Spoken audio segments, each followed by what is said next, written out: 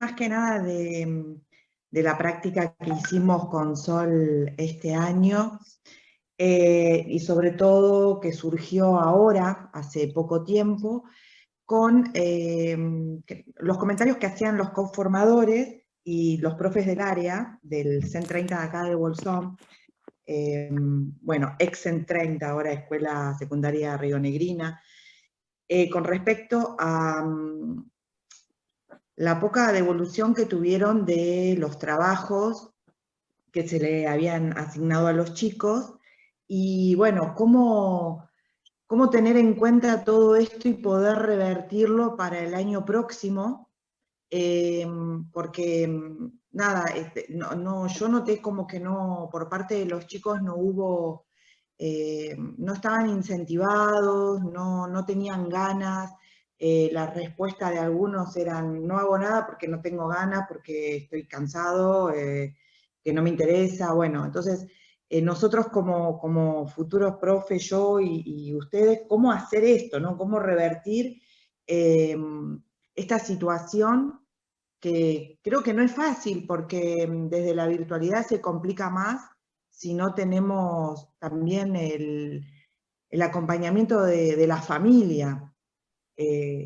Bueno, esa es más que una pregunta, es una inquietud que tengo, y también por tener, bueno, una hija adolescente, que muchas veces me ha planteado esta falta de interés, ¿no? Y ya, bueno, al no ser presencial, por ahí uno pierde ese contacto como más directo con los estudiantes. Entonces, me parece que es más difícil de lograr, más allá de todo el trabajo que uno pueda hacer, de investigar y buscar material que sea interesante para los estudiantes. Pero bueno, esa es un poco mi, mi interrogante. Bueno, bueno, lo bien que haces, Adriana, en hacerte estas preguntas porque evidentemente en 2021 avanzamos en el mejor de los casos hacia un esquema mixto, ¿no? De presencialidad y virtualidad, con lo cual, claro, el tema no cierra acá de cara al receso, sino que nos reencuentra después de él. Y en primer lugar te voy a decir algo que es un poco obvio, pero que bueno, viste que las obviedades muchas veces son las que desechamos más rápidamente justamente porque son obvias. Y es que cualquier situación problemática como esta, amerita primero una indagación, ¿no? De tratar de encontrarse con cuáles son, digamos, describir el problema. Me parece que es un buen ejercicio describirlo me refiero a pormenorizarlo, ¿no? Tratando de esquivar algunas apreciaciones personales que se van construyendo. Viste que a esta altura Sí. se construyó toda una representación conceptual sobre el tema de la virtualidad, entonces, bueno, muchas veces cuando queremos describir ese problema, apelamos más a esa representación que a las características pormenorizadas y particulares que hay en esa escuela, en la que, ¿no? En la que a vos te toque trabajar. Y en ese grupo. Y en tu materia, digo, ¿no? Como ir desgranando. Y describir ese problema es como me parece un primer paso para después ir pensando qué preguntas le tengo que hacer al problema para encontrar las causas que lo originan. Digo, hay poca respuesta de los chicos. ¿Por qué? Porque es muy difícil la conectividad, porque la propuesta no les resulta convocante, porque la institución, y ahí viene otra parte de mi respuesta, ¿no? O sea, entenderte siempre en la trama institucional. Es decir, este no es un problema que me pasa o que le pasa a mi materia, ¿no? Sino mi materia se inserta en un proyecto educativo que siempre es más amplio y que se gestiona desde la institución.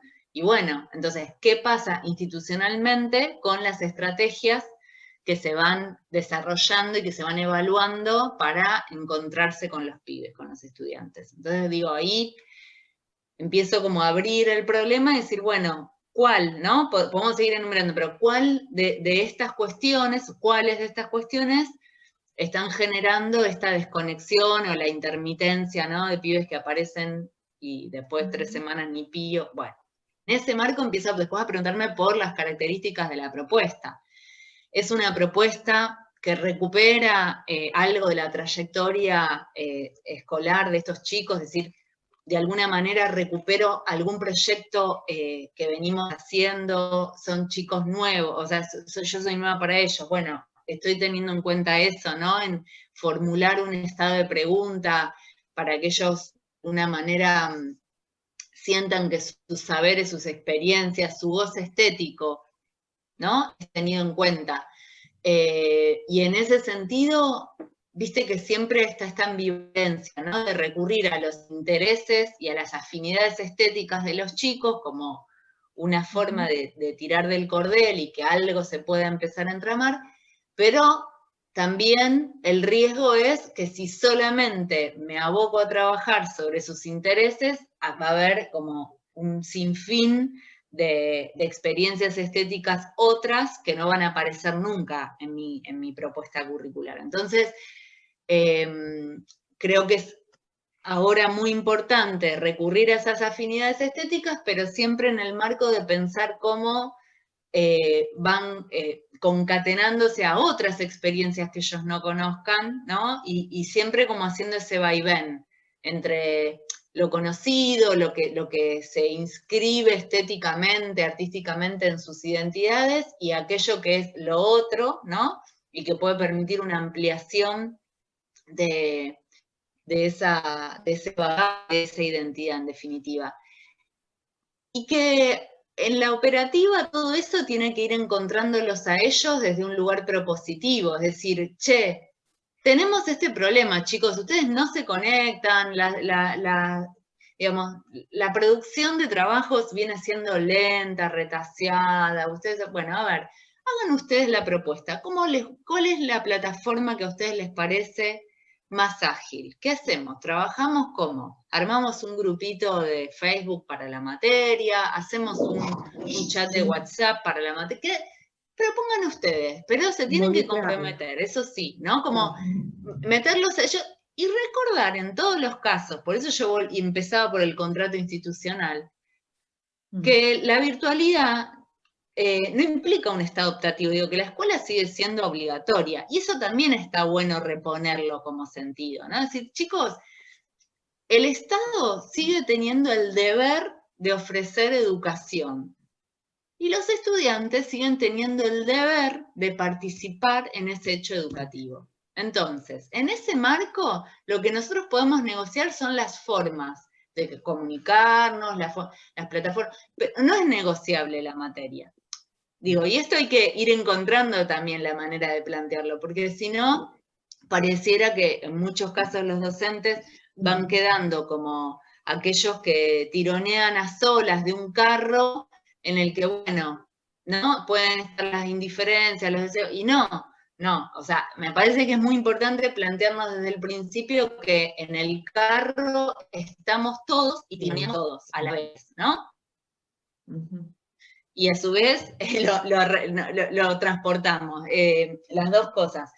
Y después creo también que bueno, que la cuestión en este momento de pensar los cruces entre lo artístico y lo digital cobran una importancia todavía mayor que en otro contexto, y que en ese sentido quizás no alcanza con pensar en un museo virtual, ¿no? Como una estrategia, sino por ahí dar algunos otros pasitos. Por ejemplo, no sé, hay plataformas que proveen de un universo interdisciplinar entre lo sonoro y lo visual, como, no sé, poder ver la visualidad de distintas sonoridades, ¿no? Ver paisajes sonoros pero en gráficos, qué sé yo, ¿no? Como hay una cantidad de, podríamos llamar nichos, de la visualidad que para los pibes resultan atractivos. Bueno, digamos, nosotros ahora podemos pensar otras materialidades digitales. Poder pensar que hay muchas textualidades en Internet, que no son solamente los museos virtuales que vienen siendo por ahora como un gran bastión. No los estoy negando, solo digo que me parece que hay que hacer una investigación en ese sentido y que después también en los encuentros sincrónicos, lo que venimos viendo es que el trabajo con material físico en el marco del encuentro sincrónico con los pibes es insustituible. O sea, sí, se pueden sentir fascinados en ciertas búsquedas en internet y en navegar y en ir encontrándose con esto y aquello, o en una entrevista con un artista en YouTube, un grafitero que cuenta, no sé, como todo eso, digamos, funciona y generalmente convoca, pero en el encuentro sincrónico con el profe, que muestra ahí en directo y en físico cierto procedimiento y que eso pareciera, ¿no? Que hay algo del conocimiento somático, va a decir Eisner, ¿no? Cuando el cuerpo conoce a la materia, que es insustituible y que sigue siendo una instancia muy rica para la enseñanza en artes. Digo, aún en esta cosa de la pantalla que pareciera impedir algunos contactos. Bueno, no sé, todo eso y nada de lo que te he dicho, Adriana, es una fórmula, porque vos viste que son siempre como, pero sí podría decir como un criterio general que es un problema pensar desde esas distintas dimensiones. Desde lo institucional, desde lo organizacional, desde lo comunicativo y desde la propuesta propiamente dicha, ¿no? Como no quedarse solamente en un aspecto porque seguramente hay razones concurrentes ahí. Me gustó mucho esto, lo del contrato con los estudiantes, ¿no? De involucrarlos de manera que ellos puedan decidir y que sientan la responsabilidad primero de la toma de esa decisión y después de llevar a cabo y de cumplir, como esto que vos decís. Bueno, no se tranza la materia, la tenemos que hacer y tenemos que aprender, pero bueno, todos juntos vamos a ir construyendo el conocimiento de la manera que mejor quieran, que mejor les llegue, pero bueno, eso me parece súper interesante. Bueno, sí, gracias. y sabés, Adriana, después por último que ahí ustedes los deben conocer, deben ser compañeros de ustedes, pero los chicos del proyecto Visitantes han llevado a cabo recientemente 2 convocatorias muy piolas, a mi entender, una llamada 36 vistas del Cerro Piltriquitrón, imágenes de un mundo flotante, donde hacen un homenaje a Hokusai, que oportunamente ustedes sabrán, realizó las vistas del cerro, del monte Fuji, y bueno, retomando como esa impronta, pensaron al Piltri como un objeto de estudio, convocaron a 36 artistas, tuve la suerte de ser una de esas 36, desde las distintas disciplinas de esos artistas o hacedores, tal vez ni siquiera necesariamente artistas, y entonces ahí aparecen collage, fotos, textos, tomas sonoras, y bueno, después la segunda convocatoria son vistas de las vistas, o sea, 36 personas que no dialogan directamente con el Piltri, sino que eligen una de las vistas del Piltri y arman una propia vista de esa vista. Es un planteo como medio cubista, está bueno. ¿Por qué te lo traigo? Por 2 cosas.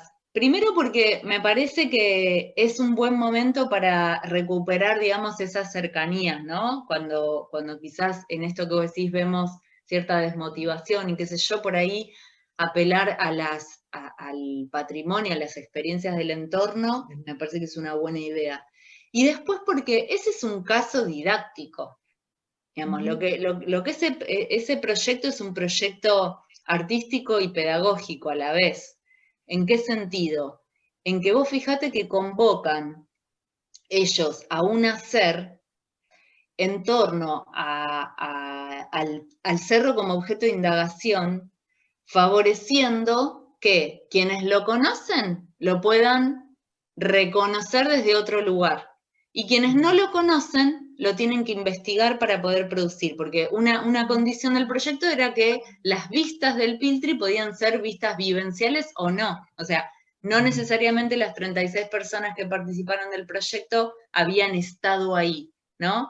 Un poco se ponía en tensión el ver y el conocer, el supuesto de que ver algo implica conocerlo, y su sentido contrario, ¿no? Como si no lo veo, no lo conozco, ¿no? Bueno, lo puedo conocer de otros modos, bueno, ahí hay algo interesantísimo. Y yo pensaría eso, ¿no? Me quedaría pensando en eso, en que quizás en lugar de que este sea el momento de generar propuestas más delimitadas, con consignas de márgenes más bien restringidos para la acción de los estudiantes, tal vez este es el momento de trabajar con la lógica de una convocatoria, de poder pensar algo de su entorno como un objeto de indagación y convocar a distintas acciones. Ojo, la deriva no, decirle, bueno, hagan algo con esto, no, porque, no, ¿qué es hacer algo?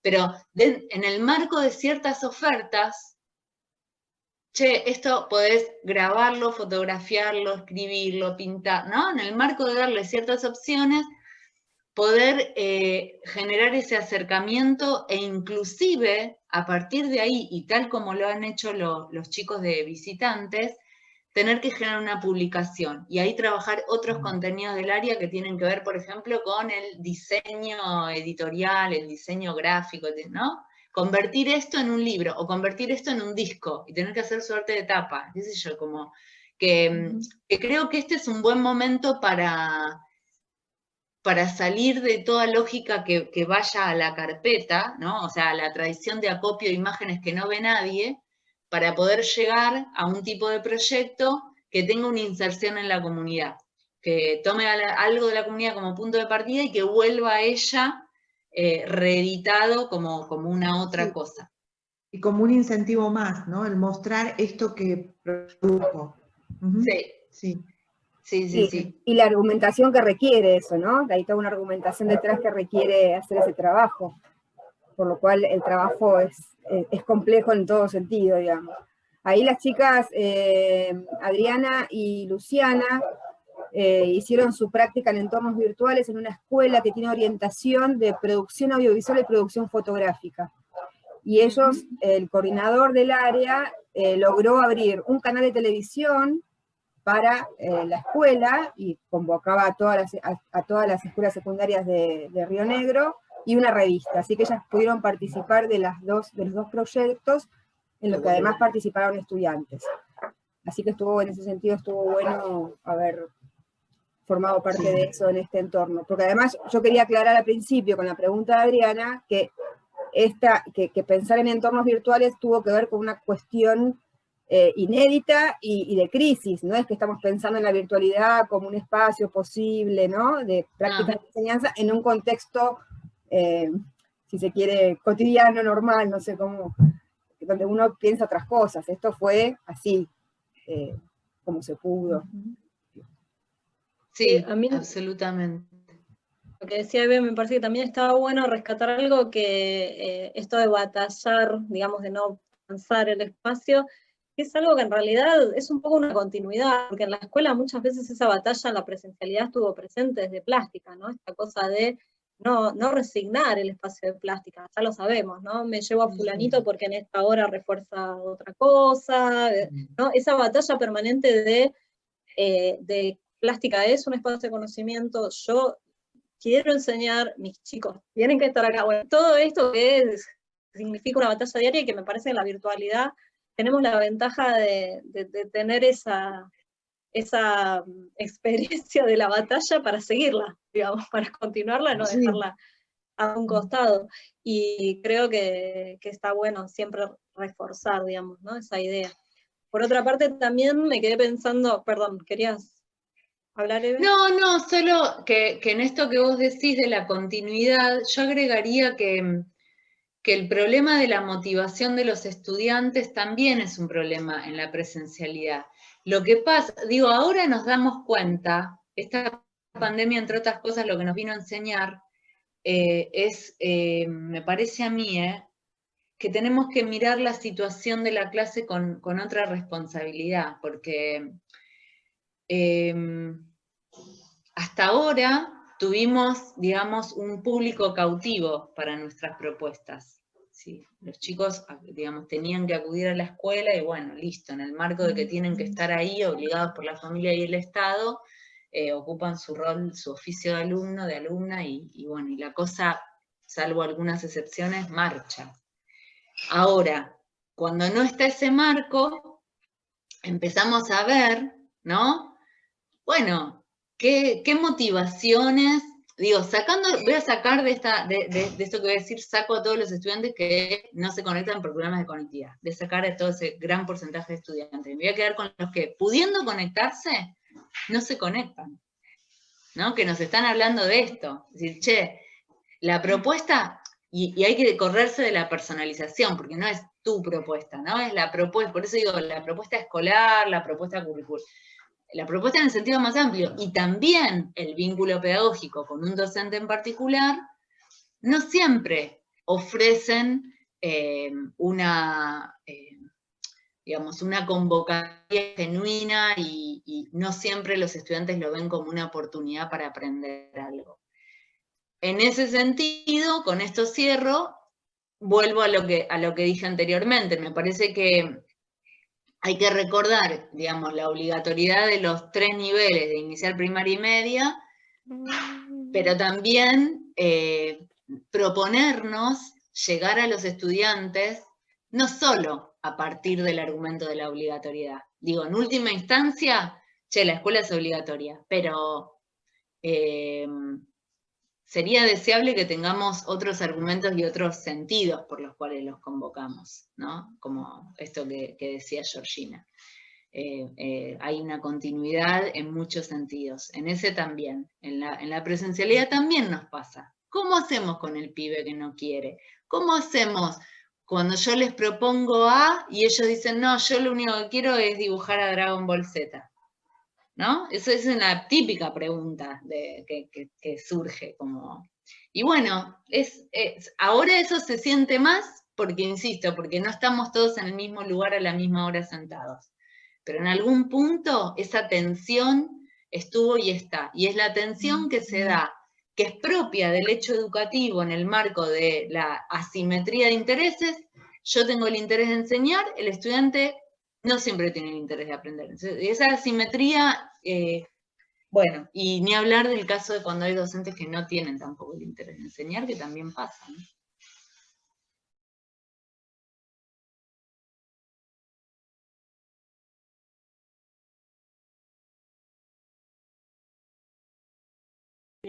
Y en ese mismo sentido, en este sentido de revisar, digamos, lo que hacemos, que la virtualidad nos trae esta revisión de lo que hacemos en el aula, me parece que esto que vos decís de transmisión de determinados procedimientos es una de las cuestiones que más me pone como en jaque, ¿no? Esta sincronía que por ahí no siempre es posible desde un lugar óptimo en la virtualidad. O sea, podríamos decir, bueno, puedo hacer algo más o menos parecido a estar en el aula hablando y mostrando algo en un Zoom. Pero resulta que por ahí el Zoom es, por lo menos acá, ¿no? Aquí es la herramienta utilizada porque realmente es la que más difícil es de trabajar institucionalmente, de encontrar horarios, de encontrar conectividad, una serie de cosas que el Zoom es, no sé, muy poco frecuente.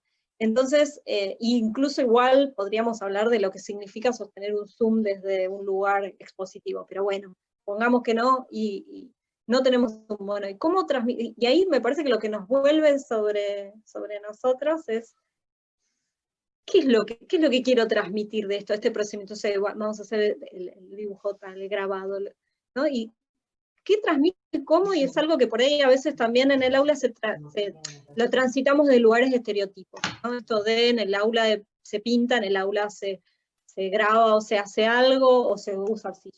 Entonces, bueno, ya vamos medio a lugares a veces conocidos que los empiezan a repetir y la virtualidad nos corta eso.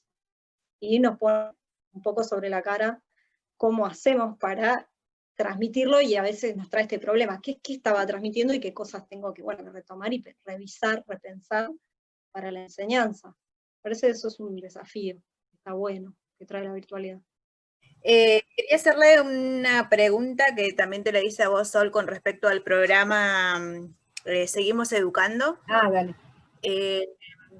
Sí, que me llamó mucho la atención, estuve haciendo un par, estuvimos analizando, fue como parte de una materia de política, y me llamó la atención más que nada porque no había muchos contenidos de las artes visuales.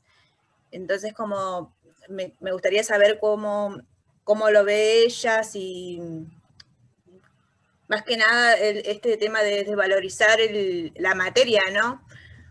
Porque yo lo vi de esa manera, ¿no? Que como que se viene desvalorizando siempre desde el inicio de nuestra escolaridad, más que nada, se ve esa desvalorización con respecto a las artes visuales.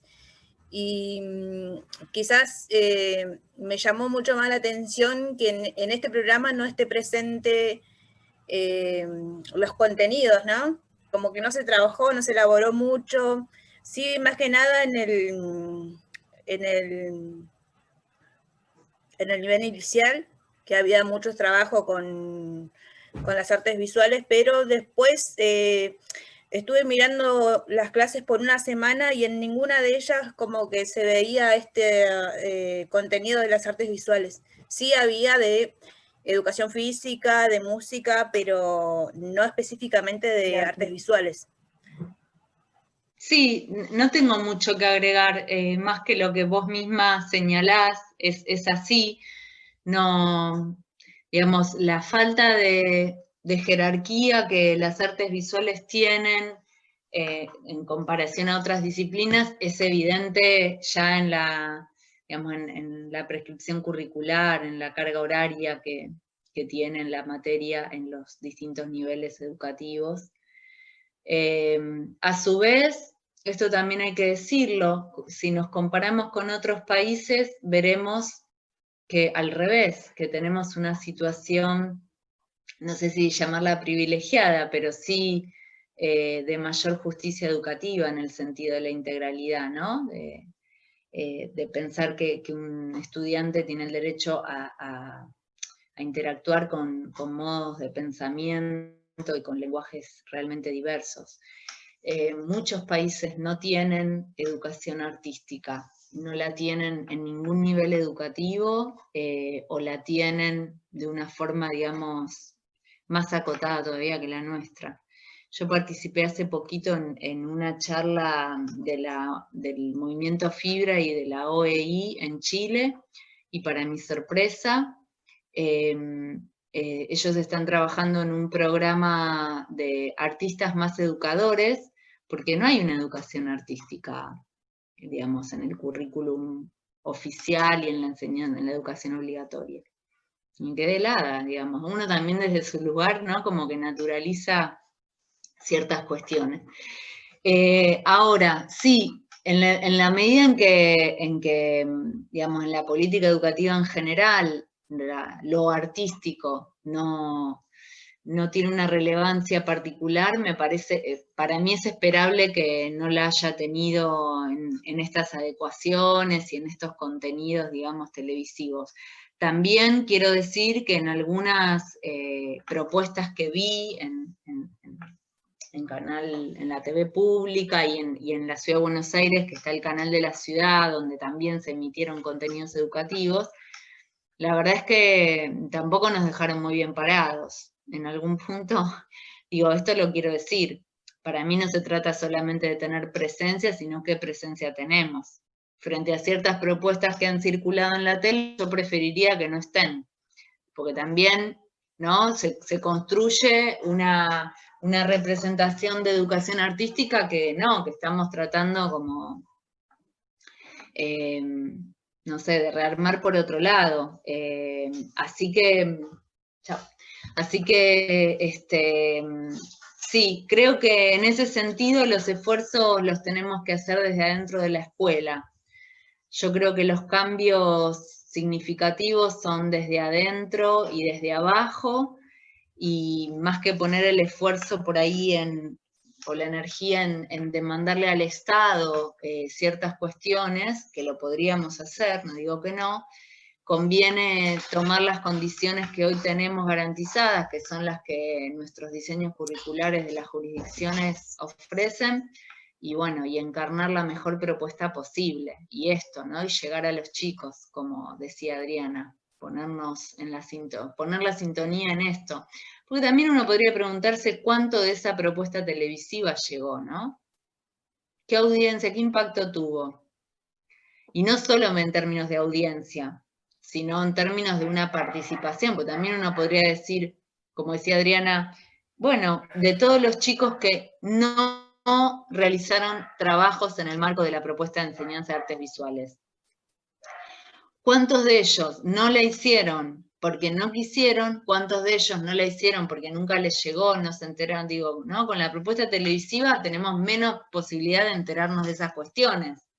Entonces, bueno, no mucho más, no mucho más que esto que es obvio. La tele en sí no es un espacio que aloje a la cuestión educativa. ¿Cuántos programas educativos, cuántos contenidos educativos hay en la tele masiva, digamos? ¿Cuánta gente prende la tele para encontrarse con un contenido educativo? Me parece que la tele es una cultura de otra cosa, ¿no? Creo que para muchas escuelas fue un recurso que estuvo a tiro para justamente aquellos que no podían acompañar la virtualidad. Claro. Entonces estaba siempre la opción de los cuadernillos y de la tele como opción para continuar y después ir recabando qué hicieron, qué no hicieron. Me parece que fue más ese recurso que incluirlo como material, digamos, ¿no? Sí, lo entiendo. Acá también, Sol, fue un poco así, pero ¿saben lo que pienso y que insisto en ese punto? Bueno, está bien, el Estado Nacional tiene que hacerlo y los estados o las gestiones jurisdiccionales tienen que hacerlo también. Lo que pasa es que es improbable que un estudiante entable una conversación pedagógica con la tele, ¿entienden? Porque la tele no le habla a ese estudiante, esa es la diferencia. Una escuela le habla a sus estudiantes. La tele, ¿a quién le habla? ¿A qué estudiante le habla? ¿Qué propuesta puede armar, ¿no? Para llegar a ese grupo? Si no hay ese grupo, sino millones y millones de grupos tan diversos entre sí. De manera que, digo, tiene más limitaciones que otra cosa. ¿Se entiende lo que quiero decir? No estoy diciendo, bueno, que no exista toda esa propuesta. Sí, digamos, existió y en 2021 seguramente sigue existiendo. Lo que digo es que es poco lo que le pongo. En nuestra jurisdicción, por ejemplo, en la Ciudad de Buenos Aires, le hemos pedido a nuestra ministra, en reiteradas oportunidades, que los recursos, en lugar de ponerse al servicio de cuadernillos genéricos que le hablan a todos y a nadie, se pongan al servicio de las comunidades educativas para que sean ellas las que elaboren cuadernillos que le hablen a sus estudiantes. ¿Sí? Esto digo, que... No es que terminamos acá, o sea, esto continúa en cierta medida, entonces me parece que es bueno también revisar sobre los recursos que se pusieron en juego. Yo lo que vi de lo de la tele tenía que ver también con una especie de híbrido entre justamente un modo televisivo y la escuela que resaltó los peores estereotipos, ¿no? De que los maestros tienen que saberlo todo, entonces si se equivocaba alguien, saltaba a relucir por los medios, ay, se equivocó una maestra en cámara. Estas cuestiones me parecen bastante nefastas, digamos, a modo de construir qué es la escuela y darle una entidad, digamos, justamente, bueno, más seria y más particular de lo que la escuela debe pasar. Me parece que no contribuyó en ese sentido. Entonces, por ahí está bueno también revisar sobre estas cuestiones y para demandar algunas cosas que resulten mejor o que a lo mejor puedan resultar mejor que eso. En ese sentido yo creo que está bueno, que está buena esta propuesta que decís de pensar en que vuelva a las escuelas y a las jurisdicciones que también son muy diferentes y que justamente tienen una diversidad que no puede atender a un cuadernillo para todo el mundo.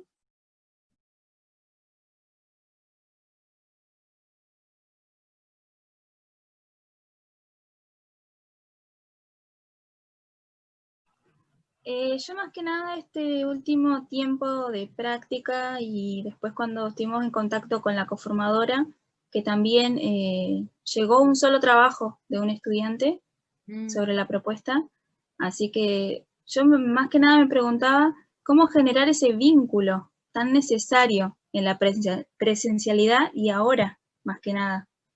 Siempre tengo una nena también que está estudiando y como ese vínculo no está de docente-estudiante, ¿cómo lo generamos?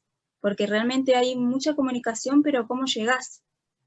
Individualmente también. Y Rocío, en la escuela donde vos hiciste tus prácticas, que me contás esto de que solamente un estudiante realizó la propuesta, digamos.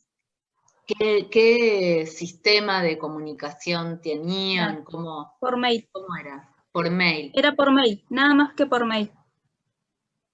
¿Y vos qué pensás de eso? Y no, yo buscaría otras maneras, pero no sé también cómo se manejarían ellos así. Buscaron la mejor manera para que les llegue a todos. Pero el trabajo llega, pero el vínculo, digo yo, ahí no sí, llega. lo que pasa es que, bueno, son medio, me parece Claro. a mí, Rocío, en algún punto son una unidad indisoluble, porque lo que caracteriza el vínculo pedagógico es que hay una propuesta de enseñanza, digo, justamente a diferencia de un vínculo de amistad o de otro orden, ¿no? Donde los móviles del vínculo son otros y pueden ser solamente la afectividad, por ejemplo. En el vínculo pedagógico, el móvil no es la afectividad, sino el interés en interés por enseñar y en que el otro aprenda, ¿no? En principio y por lo menos. Entonces, yo no imagino en ese sentido una escisión tal por la cual por un lado está la propuesta y por otro lado vemos qué vínculos generamos. Es una unidad indisoluble, es contenido y forma. Por eso yo decía hace un rato, bueno, en parte de la propuesta son las estrategias de encuentro y de comunicación, son parte de la propuesta, no son después vemos, ¿no? Parte de mi propuesta es, yo planifico y digo, ok, voy a proponer esto, voy a generar esto otro, voy a poner esta actividad, bueno, en ese guión está, acá voy a mandar un mensaje grabado, acá les voy a mandar acá los voy a invitar a un encuentro sincrónico, los que puedan, así como hoy, ustedes las que pudieron vinieron, por ahí otras no pudieron, ya sabemos que no pueden todas, bueno. Pero tampoco es, como todos no pueden, no lo hagamos para nadie, porque ese no es un principio de inclusión, pero para nada. La cuestión es, los que se pueden encontrar en el encuentro sincrónico se suman. Y los que no, pensamos otra estrategia. Esa es una inclusión auténtica. Bien. ¿Qué otra estrategia? Por ahí hay estudiantes que no pueden conectarse a Zoom o a Meet porque consumen muchos datos, pero la videollamada de WhatsApp no es de tantos datos. Esa videollamada no sé cuánta gente admite, 5 personas. Bueno, entonces en vez de hacer una con todo el curso, que sé que no, hago distintos horarios y nos vamos encontrando en grupitos. No podemos eso tampoco, pero sí nos podemos mandar audios, contesta algunos. Bueno, listo, nos mandamos. Ahora, en ese punto viene una cuestión así que acá, por lo menos en Ciudad de Buenos Aires, fue al principio de la pandemia como muy controversial, que es el límite, digamos, del rol docente en relación a los datos que son públicos y privados. Entonces, para algunos docentes, no, yo mi WhatsApp no, porque era legítimo. Después pasó un tiempo y fue como que creo que hoy ya no quedó ningún docente que no trabaje con su WhatsApp, porque en algún punto todo se caía a pedazos, Rocío. Esto que vos decís, nadie pudo construir vínculo por mail. Yo no conozco ningún docente, yo acá soy supervisora de educación plástica en 3 distritos, o sea, son 78 escuelas y son alrededor de 130 docentes. Ninguno pudo manejarse únicamente por mail.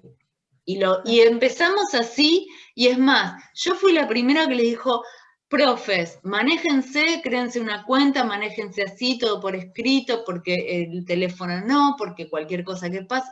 Y bueno, pasó un tiempo, el ministerio creó también un marco normativo que respaldara todas estas comunicaciones, digamos, más informales, y tuve que decir, bueno, no, profes, ahora sí, vamos a cambiar el dispositivo porque no hay manera por mail. No hay manera, digamos. El mail se sostuvo como, ¿no? Una forma más institucionalizada, más formal, pero a la par del mail era, bueno, familias, va esto, lo tienen también en el mail, o sea, ¿no? Como, o el blog. Lo mismo, para muchas familias navegar el blog era una situación carísima que no podían solventar, cargando 100 pesos en el celular. No había manera. Entonces digo, todo eso entra en el vínculo pedagógico porque el punto de partida entonces es tu reconocimiento de la situación del otro. Yo reconozco que mis estudiantes están en determinada situación académica, socioeconómica, personal, ¿no? Y en el marco de ese reconocimiento empiezo a construir desde ahí. No desde mis pautas, digo, para mí equivoca el rumbo quien crea que como docente elabora unas pautas y sus estudiantes las aceptan y acatan. Eso no es ahí no hay una construcción de vínculo. No. ¿No? Pero bueno, por eso otra vez, por ahí soy reiterativa. Y necesito arrancar planteando, yo creo que la clave es hablar con los chicos. Hay que hablar con los chicos, inclusive estos problemas. Y hay que decirles, chicos, ¿saben lo que me está pasando? No logro comunicarme con ustedes. Les escribo, no tengo respuesta. Y vale, me preocupa, la verdad hasta me bajonea, porque tengo un montón de ideas, a su vez quiero escuchar las ideas de ustedes y no los puedo encontrar. Digo, esa es una estrategia. Y es una estrategia vincular, porque en realidad, lejos de convertirte en un burócrata, ¿no? Que escribe y manda, te convertís en un profesional humano que tiene problemáticas que puede compartir con sus estudiantes, que según las edades se podrán compartir en un registro o en otro, ¿no? Digo, con estudiantes adultos uno lo podrá plantear de un modo y con los niños pequeños de otro, o podrá intentar llegar a sus familias, pero en definitiva yo creo que cuando uno puede posicionarse con honestidad, ¿no? Y así como muchas veces digo, cuando uno a un estudiante le contesta no sé, lo voy a averiguar, y son los momentos en los que me parece a mí más se construye la autoridad pedagógica. Porque entonces el estudiante dice, che, esta persona me dice lo que piensa, me respeta, ¿no? Y eso genera interacción y bueno, y una suerte de reciprocidad en esa confianza, en esa honestidad. Pero creo que va por ahí, Rocío, por escuchar a los pibes, por reconocer en qué situación está, por hablar con ellos. Bien. Hay que evitar ese mutismo, ¿viste? Bueno, yo ya te mandé la propuesta, listo, chau. Claro, y no generalizar, todos pueden por mail, bueno, es el único medio, sino ir buscando opciones. Claro, abrir, sí. Acá hemos estado trabajando simultáneamente en Classroom, WhatsApp, Facebook, sí, es alienante, ¿no? No voy a decir que no, porque en un momento decís, por favor, basta. Pero yo creo que como contrapartida al cansancio está esa satisfacción de ver que lo que uno planeó, que también es todo un esfuerzo, llega a los ojos, al pensamiento de alguien, si no, ¿para qué?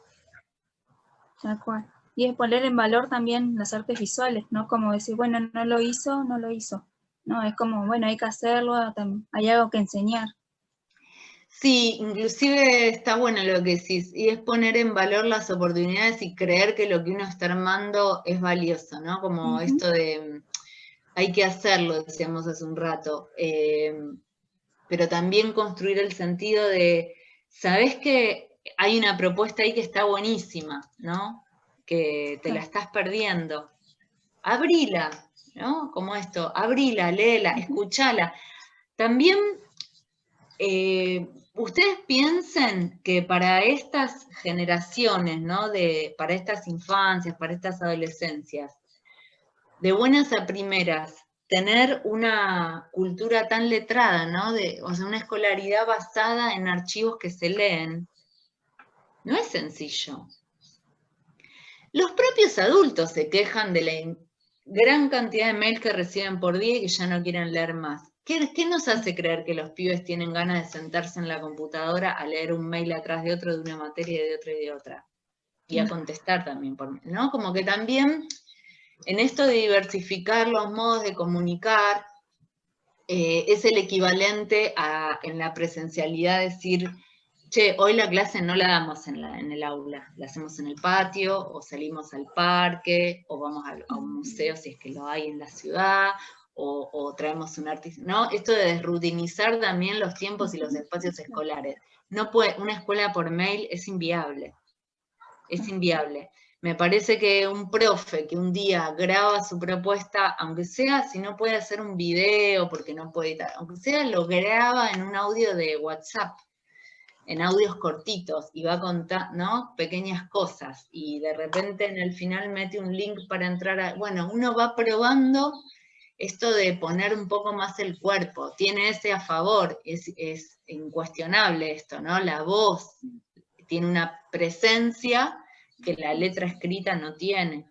Entonces, creo que hay que jugar con esas herramientas. Bien. Bueno, no, yo me planteaba un poco, volviendo a la entrevista que hiciste con Claudio Barrientos, esto de la experiencia que vos comentás, de que eras muy joven cuando iniciaste tu práctica, y por ahí yo pensaba, yo no soy tan joven cuando voy a iniciar mi práctica y estos desafíos que se van a presentar, ¿no? Que tal vez yo tengo la experiencia que siempre trato de atravesarla por la pregunta, de toda mi trayectoria escolar, que por medio del instituto la fuimos desglosando y fuimos viendo cosas que naturalizábamos, que no está bueno hacerlo y que está bueno poder cambiarlo. Entonces me preguntaba cómo será esta nueva situación que voy a vivir y en la virtualidad, más allá de que dentro de lo que es lo virtual, yo tengo la suerte de tener algunos conocimientos fuera de lo que es la profesión docente, entonces me desenvuelvo medianamente. Y bueno, eso me planteaba, o sea, cómo será mi situación, ¿no? Más allá de la edad, también en la virtualidad, y también me venían, o sea, me planteaba cuestiones como, ¿qué va a pasar con estos intersticios que uno tiene que ir viendo? O sea, nosotros los planteábamos en la presencialidad, y ahora en la virtualidad esos huecos, esas situaciones que teníamos más cercanas, no las vamos a tener, o se van a presentar, pero de otra manera. Entonces, esos planteos me hacía, y por ahí me gustaría, si vos me das tu opinión, ¿qué te parece?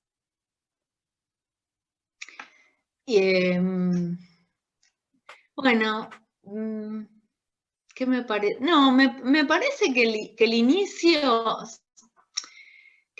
de algo es siempre un momento atravesado por esa incertidumbre, por esa tensión entre lo que uno deseaba, entre lo que uno imaginaba y lo que uno puede ver, ¿no? Y que eso, digamos, independientemente de la edad que uno tiene, digo, acontece. No hay nada que lo pueda evitar, afortunadamente. Uno va a tener que confrontar con ese sistema de expectativas que fue creando desde su ingreso al sistema educativo, porque uno va creando ese sistema de expectativas desde que, no sé, somos alumnas de jardín, y después, bueno, reconvertimos un poco cuando atravesamos la formación docente, pero en algún punto todo eso juega, ¿viste? Es una experiencia subcutánea muy fuerte. Juega, y bueno, en algún punto a medida que uno crece como estudiante, como alumno, como estudiante, como futuro docente, medio que se va jurando, yo voy a hacer y no voy a hacer, ¿no? Esas dos voces están ahí, por eso digo, y uno va creando esas expectativas. Después uno confronta con lo que efectivamente uno puede ser, hacer, no ser y no hacer. Pero es una construcción, digamos, lenta, en la que habrán inevitablemente frustraciones y satisfacciones. Tal vez, no sé, a mí lo que me pasó, y que no suene a consejo, pero intenté, y un poco fue lo que charlé con Claudio en esa entrevista, intenté estar como muy atenta a esas expectativas y a las cosas que me iban generando ruidos, ¿no? Como los problemas sistémicos que uno se va encontrando en cualquier contexto, no solo en el escolar, porque también, digamos, la docencia, yo he atravesado docencia en otros ámbitos, en centros culturales, he trabajado hasta en el Hospital Borda, ¿no? No siendo estrictamente docencia, pero algo un poco parecido. Y la verdad es que siempre en un contexto hay como cosas que te hacen ruido, ¿no? Que no cierran con aquellas que a uno lo llevaron hasta ahí. Es decir, ¿qué me trajo hasta acá? Y a mí me trajo hasta acá que en algún punto yo quiero que los pibes esto, yo pienso que las artes permiten aquello. Bueno, atento a eso, creo que el ruido tiene que seguir siempre crujiendo, ¿no? Como que la única clave podría ser eso, no transformarse en un autómata, no asumir, bueno, esto es así. Y otra cuestión, me lo dicen a mí mis estudiantes acá en el profesorado, en donde yo trabajo, que inclusive lo suelen poner en su carpeta didáctica. Esto es una recurrencia interesante. Dicen, no, cuando vamos a la escuela, las cosas no son como nos enseñan en el profesorado. Entonces yo digo, no, claro, por suerte. Estaríamos en serios problemas, ¿no? Si el sistema es una cosa que la formación docente se encarga de reproducir, bueno, bienvenido status quo, o sea, nunca jamás será posible ningún tipo de transformación ni de crecimiento, no. El sistema tiene unas prácticas determinadas, entre las cuales hay enormes fortalezas, hay debilidades, hay vacancias, hay violencias, hay de todo, ¿no? Y la formación docente construye teóricamente un deber ser de lo escolar y de lo artístico dentro de lo escolar que se va a contraponer con lo que vos veas. Bueno, ahí hay como dos cuestiones, ¿no? Una, digamos, hay una cantidad de nuevos colegas, nuevos docentes, que dicen, acá las cosas se hacen así, acá el poder real, digamos, ¿no? Porque lo vas a encontrar rápidamente, el poder real, que no es necesariamente la conducción, la dirección, digamos, te va a intentar llevar por ciertos caminos, entonces vos decís, listo, acá las cosas se hacen así, entonces el profesorado me mandó fruta, ¿no? Como dicho muy coloquialmente. O vas a decir, no, mirá, acá las cosas se hacen así, claro, sí. A mí ya me hablaron de esto en el profesorado. Yo vengo a hacer una resistencia. Tranqui, ¿no? La que yo pueda, no necesariamente confrontativa, pero yo voy a resistir a esto, porque esta no es la escuela que yo quiero. Yo no vine a trabajar en una escuela para hacer o ser esta escuela. Y eso que me acuerdo que fue algo que charlé con Claudio, en algún punto también te devuelve la razón de por qué estar ahí. Me acuerdo que con Claudio hablábamos de esto, ¿no? Me decía, a veces uno está en un lugar y uno se pregunta, pero ¿yo qué hago acá si yo no comulgo con nada de todo esto? Yo le hablaba de esa obra de Carpani, que a mí siempre me resuena, ¿qué hace un hombre como yo en un lugar como este? Y entonces ahí vos te contestás, claro, es que a mí me toca estar acá para poder ser el granito en esta superficie, ¿no? Claro. Tan funcional a veces y digo, perjudicialmente funcional para ciertos estudiantes. Entonces a mí me toca estar acá para poder escuchar este ruido, digamos, para poder manifestar que esto es ruido, que hay un otro modo de hacer, ¿no? Y bueno, y desde la práctica, más que desde el discurso, empezar a calar o a horadar esa construcción muy, muy pulida, muy cerradita, que sobre todo opera en las instituciones añosas o que tienen docentes, digamos, muy instalados. Y ojo, no quiero universalizar, porque hay escuelas, digamos, muy construidas y con docentes de muchos años que son maravillosas, pero digo, hay otras en las que esto pasa, por lo menos vos trajiste la entrevista, por eso te cuento, en la primera escuela que yo trabajé pasaba eso, que yo decía, esto, ¿no? Era un cacheteo permanente a un montón de personas, empezando por los chicos y las chicas y siguiendo por los docentes que íbamos llegando. Pero bueno, me surge eso, como el ejercicio de estar siempre atentos a lo que está muy soldado y a, no sé si encontrar el intersticio necesariamente, sino a veces ser la resquebrajadura, porque en realidad uno a veces con una práctica, viste, lo que hace es eso. Uno es como la sierrita ahí.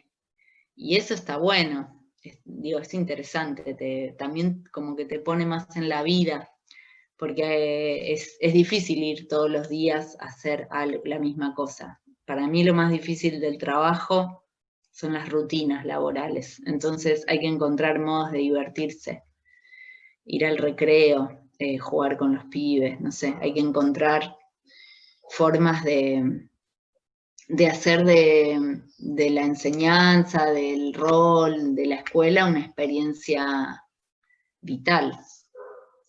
Y todo está dado para que no lo sea, chicas.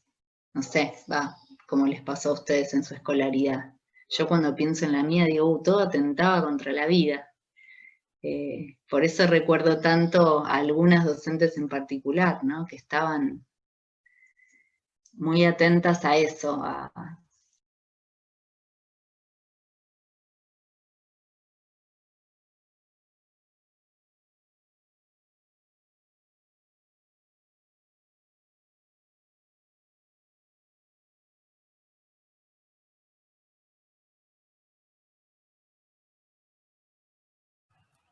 Eve, yo te quería preguntar algunas de las cosas que pensé para este encuentro, más allá de la virtualidad, más allá de los entornos, más allá de los vínculos, que este año, por suerte, nos obligó a intercambiar respecto de eso y a redefinir algunas cuestiones que venían adormecidas por ahí, es lo mejor que pudo haber pasado, ¿no? Que esa disposición haya permitido revisarse y encarar la presencialidad que se supone que volverá a esa normalidad, pero que no vuelva como era, sino que vuelva de otro modo. Mi pregunta es, yo que no vengo de las artes visuales, yo soy profe de ciencias de la educación, soy licenciada en ciencias de la educación, o sea que estoy aprendiendo mucho, vengo aprendiendo mucho todo este tiempo, desde que ingresé en esta carrera, pero sí me interesan las artes visuales, porque me interesa la fotografía, me interesa el mundo de las artes visuales, por otras razones, y mucho más ahora por ser parte de esta institución y de esta carrera. Digo, venís pensando, pensaste, lo pensás a futuro, digamos, ¿cómo, viste que el mundo está como hipervisualizado, ¿no? Como que hay un exceso de visualidad en este último tiempo, en esta nueva era tecnológica y digital. Venís pensando cómo las artes visuales o el arte visual o la educación artística en general, pero las artes visuales en particular, tienen que contrarrestar ¿te parece que tiene que contrarrestar, en realidad esa sería la pregunta, esta hipervisualización que hay en el mundo en todo sentido, ¿no? O sea, ¿cómo ahí se distingue el campo de conocimiento de lo artístico de todo lo que es tan visual? Y a veces, como a mí me gusta más, o tengo más práctica en la escritura y en la literatura, digo, uno siempre la escritura y la literatura siempre fue parte de la enseñanza en la escuela, en todos los niveles, ¿no? Lengua, literatura siempre fueron como además esa disciplina central, la matemática. Y la escritura existe y la literatura también, pero hay diversidad de cosas. Y hoy uno también, en este entorno de lo virtual, lee de todo el tiempo. Todos pueden opinar, todos pueden escribir, todos pueden, ¿no? Todos son un poquito sociólogos, artistas, pedagogos, porque todos pueden involucrarse en esos campos de conocimiento que antes estaban más destinados a especialistas, ¿no? ¿Cómo distinguir respecto a las artes visuales qué cosa del arte, digamos, es valioso indagar y pensar y trabajar y ponerle sentido ahí para poder, que no sé si debe ser así, ¿no? Te lo pregunto, para poder, no me sale la palabra, darle como ese lugar, no sé si no es prestigio, sino ese lugar particular, ¿no? Sí, no, su especificidad. No, Sí. claro, no todo lo que circula es arte, porque no, claro, claro. ¿no? Entonces, ¿cómo lo pensás a esto para darle ese lugar? Sí, no, está buenísima la pregunta, y es algo que venimos pensando. Digamos, en primer lugar, lo que para mí es sumamente importante iluminar es que no creo que la educación artística contemporánea deba trabajar únicamente con la visualidad del mundo del arte.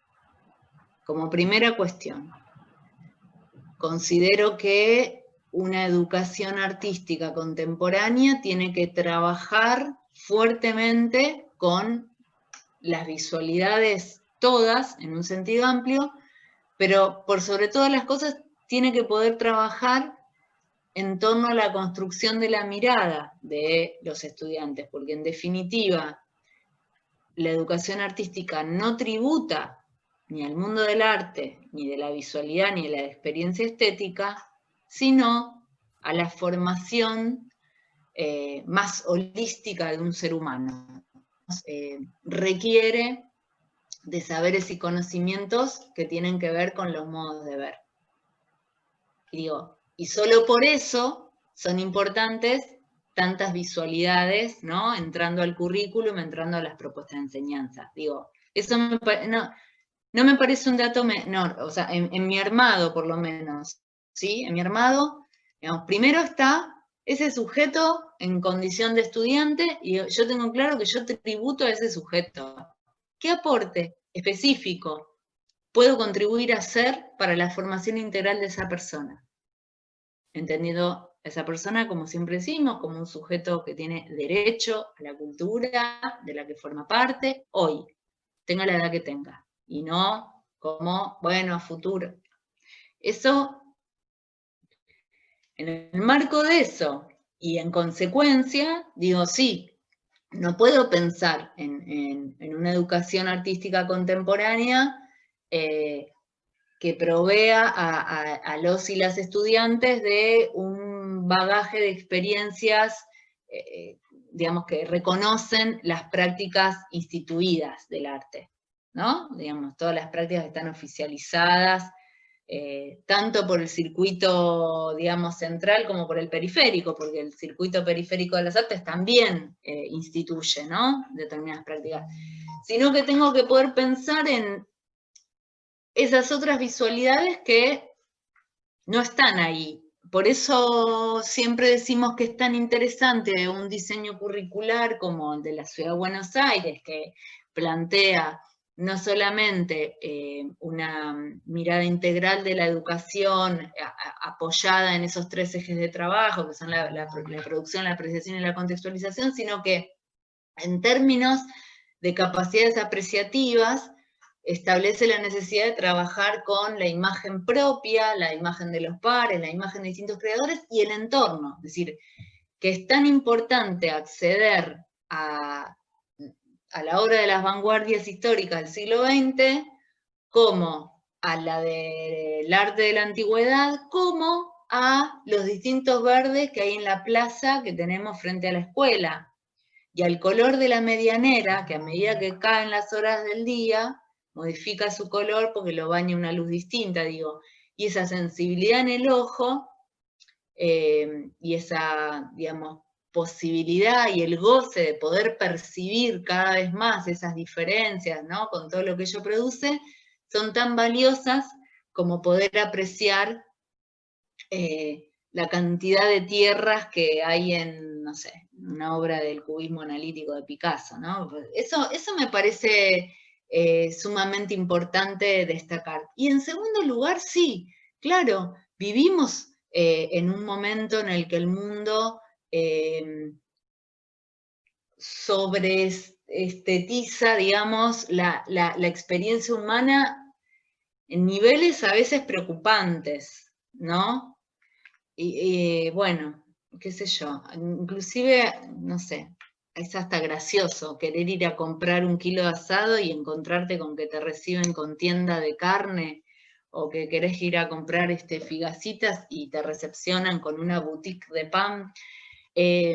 Digo con esto que efectivamente esa búsqueda de estetización de nuestra experiencia llega a lugares insospechados y que en algún punto, y en lo que refiere a imagen, va produciendo varias cosas, algunas de ellas muy preocupantes. Me parece que una tiene que ver con una modelización de los cuerpos, con una modelización de los comportamientos y con una modelización de los lazos sociales. Digamos que para poder tener un cierto tipo de interacción afectiva, sexual,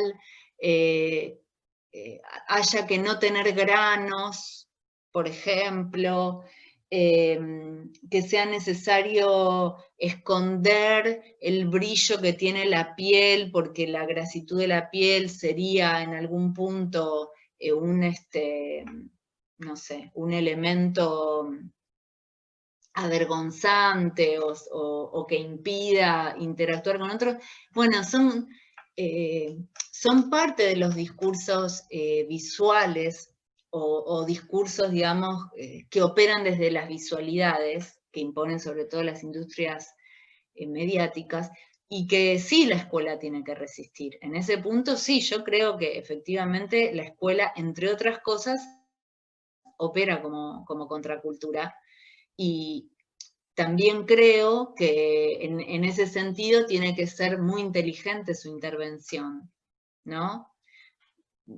Digo, para que un modelo no sea reemplazado por otro, porque no se trata de eso, ¿no? No se trata de construir una especie de moral visual según la cual algunas imágenes y representaciones valen y otras no valen, sino poder pensar cómo ofrecemos propuestas desde las cuales convidemos a pensar qué nos producen los discursos de esas imágenes, ¿no? Y qué imaginerías nos están invitando a consumir, a producir, ¿no? Porque lo segundo que quería decir era esto, Sol, que coincidiendo con vos en todo, haría o incorporaría este matiz, ¿no? La existencia hipervisualizada. Desagreguemos el hiper. Es un hiper de cantidad, de diversidad, de las dos. Porque a mí me parece que la demasía visual muchas veces es más un elemento de censura de la mirada o un obstáculo para aprender a mirar que un facilitador. En algún punto yo no considero que tanta facilidad, tanto acceso a lo visual en términos de dispositivos, ¿no? En términos de plataformas, esta cosa del streaming, de veo lo que quiero cuando quiero, etc., no estaría generando necesariamente mayores competencias en la mirada. Por ejemplo, ¿cuánto tiempo somos capaces de permanecer viendo una misma imagen? Una imagen fija, no una imagen en movimiento. Porque en la era táctil está siendo muy fácil desechar una imagen, ¿no? Entonces, es una cultura hipervisualizada que sigue la lógica de esta cultura de consumo, digamos, ¿no? Donde más que nosotros los que consumimos, somos nosotros los consumados. Estamos los ojos puestos ahí, que cada 30 segundos necesitamos mirar el celular, pero que a su vez lo que vemos no nos permite una interacción, un diálogo, una construcción de sentido, sino que rápidamente necesitamos desechar para pasar a otra cosa, ¿no? Hay como una pulsión ahí que es muy extraña, porque nos tiene sometidos, pasando mucho tiempo ahí dentro, sin que ello provoque la posibilidad de una auténtica experiencia estética, un construir sentido, un conocer. De extrañamiento incluso, ¿no? ¿Cómo? De extrañamiento, de que sentís que algo se produce, porque yo lo veo con la fotografía, a veces, bueno, con Pini hablamos de, hacemos, digamos, la fotografía ha invadido en todos los planos, y antes, en lo analógico, incluso en el inicio de lo digital, una fotografía, vos podías trabajarla, pensarla conceptualmente o técnicamente. Y hay fotografías que se llevan el wow, vos decís, es una porquería esta foto, digamos, no merece un wow. Y hay otras que nadie las ve, ¿no? Que tienen una sensibilidad particular, o que vos, por lo menos, ese fue no propias, no fotos propias, sino fotos de cualquiera que vos veas que alguien invita a compartir, y vos decís, es una gran foto, odio decir fotón, es una gran foto por esto, por lo que implica conceptualmente, por lo que implica técnicamente, por la luz, por lo que... Y nadie son pocos los que la ven, o tiene que haber un ojo ahí entrenado. Entonces, en ese sentido yo decía, la foto circula como un bien para cualquiera, para todo el mundo, pero la escuela por ahí sí es el ámbito donde uno puede compartir y trabajar, que es mirar, ¿no? Una fotografía, y qué implica apreciar o trabajar con una fotografía. Sí, está bueno, Sol, es que eso que vos planteás nos confirma que nada es, digo, ¿no? Cuando decimos tantas veces, bueno, ¿y qué es el arte? ¿Y qué lo hace artístico? Es una categoría humana. Nada es una obra de arte. Nada es, desde el punto de vista de sus cualidades, bueno o malo en sí. Nosotros proyectamos sobre las cosas una cantidad de juicios estéticos y de valor, digamos, y de conocimiento, siempre sobre una base, digamos, sobre una base epistemológica determinada y en crisis. La base epistemológica del arte, por empezar. Pero también está en crisis la base epistemológica de la escuela y de lo escolar como lugar de enseñanza. Porque en algún punto hay como un proceso de licuefacción según el cual, no, se transforma en muchas cosas a la vez, flexibiliza sus propósitos según las circunstancias, entonces es esto, pero puede ser aquello, y entonces ¿qué? ¿No? Como que es en ese sentido un momento difícil para pensar algunas cuestiones, como esto que vos planteás, dónde está, digamos, la buena obra. Yo diría que el problema, vos dijiste en un momento, Sol, frente a cierta fotografía, muchas personas dicen, wow, yo me quedo ahí. A mí no me preocuparía tanto si algunas o muchas personas pueden o no valorar determinado tipo de obra, y sí me preocupa más que las manifestaciones que podemos hacer acerca de algo sean me gusta, no me gusta, ¿no? Subir o bajar un pulgar, porque en esa polaridad, digamos, tan pobre, es donde realmente se está poniendo en juego que no hay esas capacidades apreciativas, es decir, me gusta y no me gusta, no tienen que ver con procesos de apreciación, sino solo con juicio de gusto. Son dos cosas totalmente distintas. Entonces, ¿dónde quiero yo trabajar? Si me preguntás hoy, y yo quiero trabajar en la didáctica de la apreciación, yo quiero trabajar en cómo enseñamos, pero digo con estrategias específicas, a mirar sin interponer el juicio de gusto del docente y sus afinidades estéticas en el proceso de diálogo de un pibe con una obra, ¿no? O sea, eso es ley. Bueno, ahora, saliendo yo y sin emitir, ¿qué estrategias concretas tengo de mediación?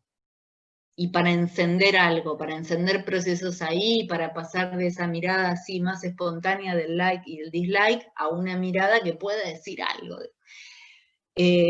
Para mí está ahí el tema.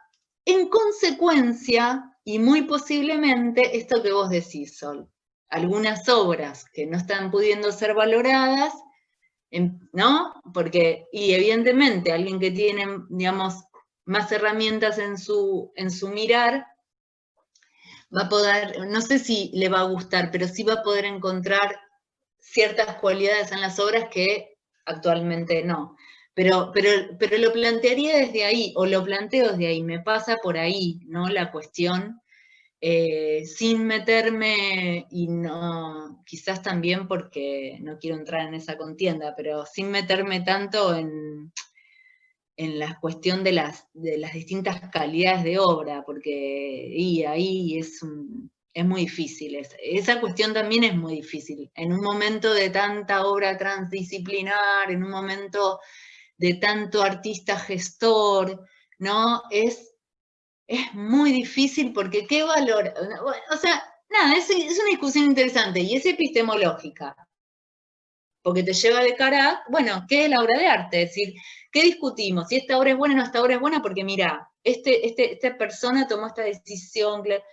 No, discúlpame, todo eso son problemas de la expertise técnica que se aprenden, no pasa nada. Mirá este otro no tocó nada, pero mirá, digo, ahí, que lo hemos hablado el año pasado en el instituto, ahí la discusión se pone interesante si nos revela cuál es nuestro posicionamiento epistemológico respecto del arte y entendemos que en un profesorado deberíamos tener la posibilidad de revelar esas distintas existencias, ¿no? De también darle lugar a los y las estudiantes a tomar su propia posición, sin que ello implique condicionar para siempre a sus propios estudiantes.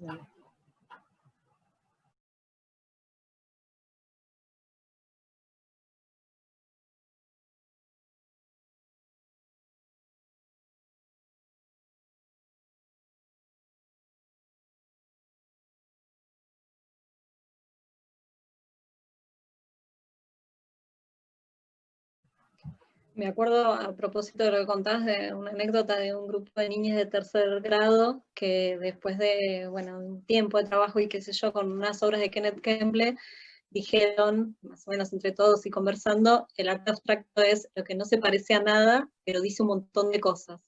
Fue como una definición de arte abstracto que me pareció genial, después la incluí muchas veces en las propuestas, y me parece que ahí entra un poco esta idea que yo le proponía también a Sol retomar, de la docencia como curaduría, ¿no? Esto de justamente, bueno, plantearnos una selección que tiene que ver con algún sentido temático, conceptual, no sé, contextual, decir, ¿qué llevo? ¿No? ¿Qué vamos a mirar? ¿Qué vamos a compartir en esa mirada? Y por ahí me ponía a pensar que por ahí lo damos como por sentado, esta idea de curaduría, pero que en realidad acá, por ejemplo, en Bolsón, en la comarca, hay museos, no hay muchos centros de exposición tampoco, y esta idea de curaduría a veces puede parecer ajena. Entonces, por ahí, aprovechando que estamos hablando de esto, por ahí esto, ¿qué significa para vos esta idea de ser docente, curador, digamos, qué implica y bueno, y cómo, digamos, repercute un poco en las propuestas de enseñanza? Me parece que hay otra manera, digamos, más sencilla, que es quizás pensar parte, no una definición absoluta, pero parte de la tarea del docente es ser un coleccionista. Eso, digamos, para tener que pensar en el docente como curador en una ciudad donde quizás no hay ni tantos museos o no hay museos de arte, para no forzar, digamos, la analogía, el concepto, me parece, en definitiva, considerar que todo currículum es una colección, no solamente de objetos de indagación, sino de propuestas de acción, ¿no? Digo que van las dos cosas, que en esa selección, y quizás a diferencia del curador, no solamente seleccionamos una cantidad de obras, visualidades, textualidades, sino que también seleccionamos esas distintas interacciones, eso que llamamos actividades o activaciones, y que quizás ahí es donde también convenga pararse más, ¿no? Que más allá de la colección de obras o de fotos o de imágenes que vamos a llevarle a un grupo de estudiantes, la cosa es, ¿y qué con esas imágenes? ¿Cómo llegan a ellos? Por ejemplo, qué poco se cuestiona la configuración del ambiente de esas actividades, ¿no? Pareciera que, un montón de tiempo discutiendo si vamos a ver arte conceptual, bueno, ¿qué 3 horas elegimos? Pero, y las circunstancias en las que vamos a verlas, es lo mismo verlas pegadas en una reproducción en la pared, verlas en la computadora, verlas todos juntos, verlas uno a uno, verlas antes de que el docente diga nada, verlas después de que el docente haya hecho algún tipo de introducción. O sea, verlas con la luz apagada, con la luz prendida, porque en algún punto también, y eso me parece que tiene que ver con la sensibilidad de las pantallas, nos hemos olvidado que ese aspecto o esos procesos significativos que emprendemos hacia una imagen, están totalmente condicionados por los procesos perceptivos. Así que yo no construyo el mismo sentido de una imagen que estoy viendo en una reproducción pequeña, yo sola, un rato X, que con todos mis compañeros en un super tamaño o en una pantalla. Digo, ni mejor ni peor, olvídense de eso, digo, es muy distinto lo que empiezo a ver según las circunstancias físicas, perceptivas en las que llegó una imagen.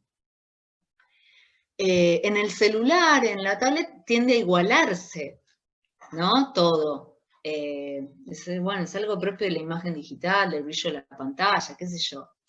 En lo físico, esas diferencias se juegan, digamos, un papel preponderante, y yo no veo que estén necesariamente consideradas en esa especie de didáctica de la apreciación que mencionaba. También pienso que las preguntas que les hacemos a los estudiantes muchas veces no propician descascarar la imagen. Demasiado a menudo la pregunta es, ¿hay textura visual? ¿Dónde ves textura? Y bueno, puede ser, digamos, pero ¿qué te dice a vos? Hay una parte en la que la textura es como áspera, que la materia, ¿qué te dice a vos? ¿En qué te hace pensar esa superficie? ¿Qué otras cosas te recuerda? ¿Tocaste algo así?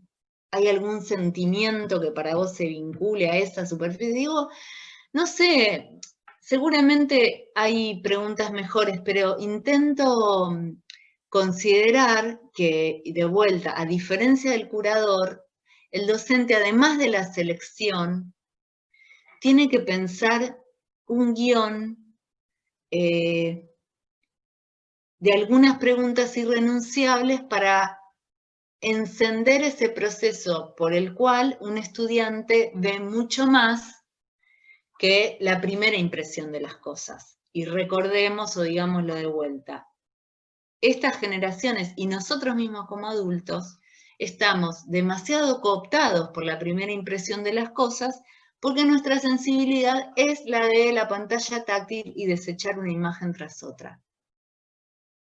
No muchas personas tienen el ejercicio de quedarse un tiempo viendo y hacer, como dice Hochberg, esas oleadas sucesivas para que la imagen, a ver qué veo, vuelvo a mirar, qué me dice ahora, ¿no? Ese trabajo que tampoco es de un día al otro. Yo tampoco digo, frente a un grupo de estudiantes que no tienen esos hábitos, tampoco digo, bueno, hoy nos vamos a quedar 6 horas. Digo, no, siempre cuestiones de la didáctica general. Las transformaciones no son disruptivas, son progresivas, ¿no? Me tengo que escalonar el desafío, tengo que pensar, bueno, si yo veo que estos estudiantes, cuando les digo, vamos a trabajar mirando, dicen, y no hacemos nada, profe, bueno, tengo que entender que hay que construir el hábito de mirar como una actividad más, pero también hay que revisar cómo presento esto, ¿no? Vamos a trabajar hoy con la mirada, viendo. Entonces vemos, bueno, chicos, ahora sí, vamos a trabajar. Ese es, muchas veces nos pasa, ¿no? Ese hábito de, listo, vimos una hora, ahora vamos a trabajar. Pero bueno, deshacerse de todos esos supuestos es un trabajo que empieza por nosotros y que en la medida en que se sostiene, los pibes lo recontra incorporan. Porque también disfrutan de descubrir que su visión es cada vez más honda, más profunda y que descubren cosas y muchas veces vienen y dicen, ¿sabes qué vi? ¿Viste eso que estábamos hablando? ¿No? Lo mismo que en el oído, como, ay, ahora puedo escuchar el bajo. Yo nunca me voy a olvidar el día que me di cuenta, yo siempre escuché rock, el día que me di cuenta que mi oído era capaz de pescar el sonido del bajo, de identificarlo, ¿no? Que no era identificar la voz del cantante, el bajo, que yo decía, cuando dicen que eran bajistas, yo no escucho, ¿no? Y bueno, lo pude empezar a escuchar, y eso me dio tal disfrute, ¿no? Esa satisfacción es un poder, ¿no? Ah, puedo esto. Y bueno, me parece que con la mirada pasa y que a los estudiantes les pasa, que para eso hay estrategias muy interesantes, que esas definiciones que surgen, como contaba Georgina, está bueno recuperarlas y crear, no sé, un glosario, un diccionario de arte, donde le demos entidad, donde le demos estatuto a esas definiciones colectivas que a veces aparecen y que son tan valiosas porque tienen que ver también con una conceptualización de lo que se ve. Eso, bueno, es algo que también plantea Eisner, ¿no? Como en esas oportunidades se verbaliza, se dice, cuando por ahí uno está produciendo un hecho visual, no necesariamente pone la palabra o la interpone, pero ese momento de poder hacer público el pensamiento es fenomenal. Es tan importante ese momento, porque no es solamente yo veo y qué veo yo, es, bueno, y hacemos público nuestro mirar, ¿no? Charlamos de esto.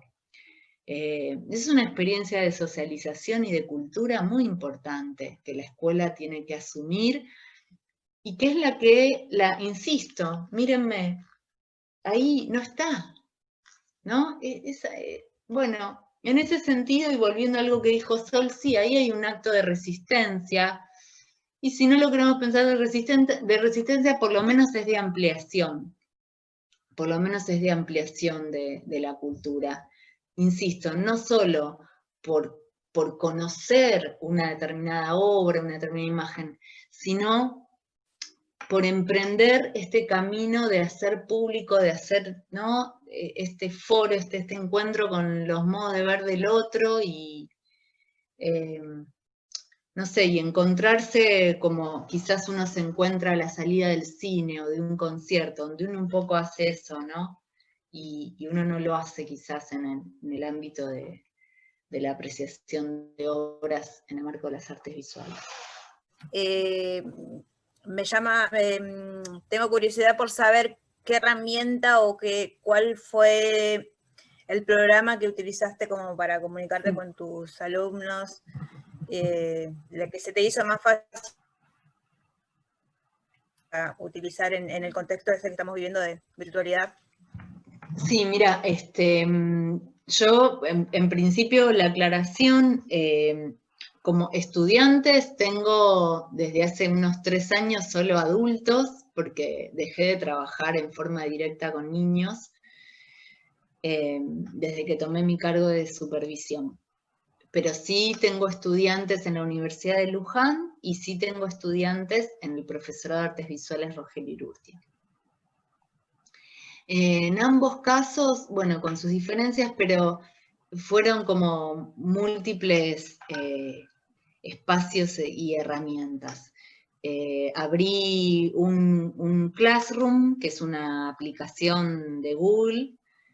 Ese, digamos, es un espacio que funcionó en principio como un reservorio de, ¿no?, que acá estaban los textos, las propuestas, que estaba ordenado cronológicamente, eso, digamos, también facilitaba un poco para los estudiantes las cosas, pero a la vez WhatsApp y encuentros sincrónicos en Meet. Y en determinado momento, no en Luján, pero sí en el profesorado, necesité como poner las cosas más en orden porque se habían desordenado demasiado, y estaba pasando que, por ejemplo, en Classroom había un espacio para subir los trabajos, y en lugar de ese espacio llegaban, yo tengo 3 casillas de mails, y llegaban a... Cada uno escribía una distinta, otros lo mandaban directo por WhatsApp. No es que algunos no pueden, entonces usan otros, sino que todos pueden, entonces no, vamos a ordenarnos, todos adultos, vamos todos. Y hubo que desde mitad de año, digamos, reencauzar un poco ahí, y funcionó muy bien. De hecho, creo que para todos fue todo más ordenado. Y después, en relación a los docentes con los que yo trabajo, que trabajan con niños de escuelas primarias, un poco como les decía, también fueron diversificando desde ese primer tiempo de puro mail y blog de la escuela a todo, digamos, al WhatsApp y a los encuentros sincrónicos, que un poco lo que hacían era recuperar la propuesta que se mandaba por escrito, ¿no? Entonces, por ahí los profes lo que hacían era mandar sus propuestas cada 15 días en general. Por ahí, si el martes 3 mandaban la propuesta, el martes 10 había encuentro sincrónico. Entonces, bueno, a ver, ¿la abrieron? Sí, profe, no, yo todavía no. Bueno, no importa, acá. Y entonces el profe tenía su material preparado, y entonces recuperaba, es decir, no una nueva actividad, sino alguna de las actividades que ya estaba en esa propuesta, que siempre era una propuesta pensada como secuencia breve, es decir, una propuesta que involucraba el desarrollo de un contenido con 3 o 4 actividades, incluyendo apreciación, contextualización y producción. Y ese esquema de trabajo fue el que más se consolidó y el que tuvo, digamos, más llegada. Y otra de las estrategias que fue muy valiosa, es en el trabajo, por eso hablaba de lo institucional, en el acuerdo con otros. Muchas veces los docentes de plástica participaron 15 minutos en la clase que estaba dando el maestro o la maestra de grado, y bueno, siendo generalmente un referente mayor para las familias, por ahí había más estudiantes conectados, entonces bueno, la intervención ahí garantizaba por ahí llegar a algunos de los que no se conectaban a las clases de plástica específicamente. Por eso digo que fue muy importante en todo esto el rol de las conducciones de las escuelas como grandes armadores de equipo, ¿no? Y de armar esas agendas, decir, bueno, a ver, ordenémonos, no le podemos pedir a cuarto grado A que el martes tenga 8 Zoom de cada materia, ¿no? Entonces, bueno, ¿cómo hacemos? Hacemos así, este es el esquema de trabajo. El martes se reúne con el maestro de grado y puede intervenir un curricular. Bueno, el miércoles tiene otros, ¿no? Y esa organización fue, digamos, muy, muy interesante, fue muy significativa y sobre todas las cosas fue resultado del esfuerzo de cada escuela, porque fue cada escuela la que armó. No es algo que armó y que pensó el ministerio. Y eso también me parece importante recalcarlo, que los docentes, las conducciones no solo pusieron su servicio de internet y todo lo que ya sabemos, sino también una nueva organización escolar que no vino armada por ninguna instancia del ministerio, sino que fue un armado propio y muy, muy esforzado, porque hay escuelas, imagínense ustedes, que tienen 2 o 3 secciones por grado, una cantidad de maestros y de maestras enorme, y hacer esa especie de fixture para llevarlo a terreno futbolístico no es nada sencillo. Bueno, esos son uno de los tantos aprendizajes que habrá que abrazar y considerar que en 2021 nos van a fortalecer, ¿no? Para volver a emprender el enorme trabajo que hay que hacer para sostener la escolaridad. Yo a veces noto, y esto lo digo desde un lugar no de crítica, sino de percepción. De reflexión. De percepción, de reflexión, sí, de percepción, de reflexión. Que muchas veces ocurre que la educación artística, la enseñanza de las artes visuales en general, tiende a utilizar o a pensar la enseñanza de lo artístico y de las artes visuales como un modo de trabajar contenidos de las artes, vinculado a la apreciación, a la contextualización, pero siempre atravesado por una situación problemática social, cultural. Es decir, hablamos de ESI, hablamos de inclusión, hablamos de interculturalidad, hablamos de, que es fantástico, pero que a veces mi pregunta es, ¿se admite la enseñanza de las artes visuales pura y exclusivamente como goce de las artes? Que no tenga que estar siempre mediado por una situación social. No, claro.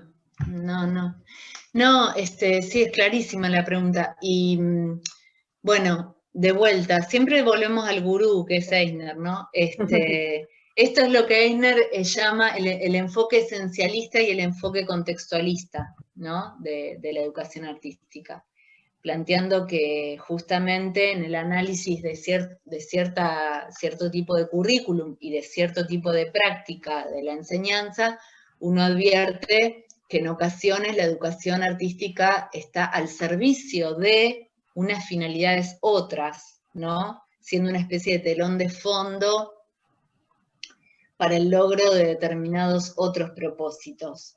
Como decía Sol, quizás en el marco de un propósito educativo vinculado a la educación sexual integral, bueno, aparece trabajar, no sé, el estereotipo en los colores, en el uso de los colores. Los esencialistas, dice Eisner, en cambio, defienden una educación artística per se, ¿no? Por su propio peso, y entendiendo que el arte es parte de la cultura, y que, bueno, y como tal no tiene por qué obedecer a ninguna otra finalidad más que sí mismo, ¿no? Es decir, en esto que decíamos antes. Nacemos, somos, digamos, entre comillas, arrojados a un mundo en el que se viene acumulando conocimiento y cultura, y bueno, tenemos derecho a la penicilina y tenemos derecho al arte. En ese sentido, creo yo que, y defendiendo por sobre todas las cosas ese enfoque esencialista, en ciertas circunstancias el otro enfoque no está mal, digamos, no está mal entendiendo que hay interacciones y que es cierto que, por ejemplo, la educación sexual integral, bueno, como cuestión transversal, justamente tiene que dialogar con las distintas disciplinas, con las distintas áreas de conocimiento, y bueno, y la educación artística es una más. Pero estoy de acuerdo en que no puede ser siempre subsidiaria, ¿no? Que de alguna manera, y tiene una explicación para mí, la educación artística posibilita en un contexto de cualquier tipo de escuela,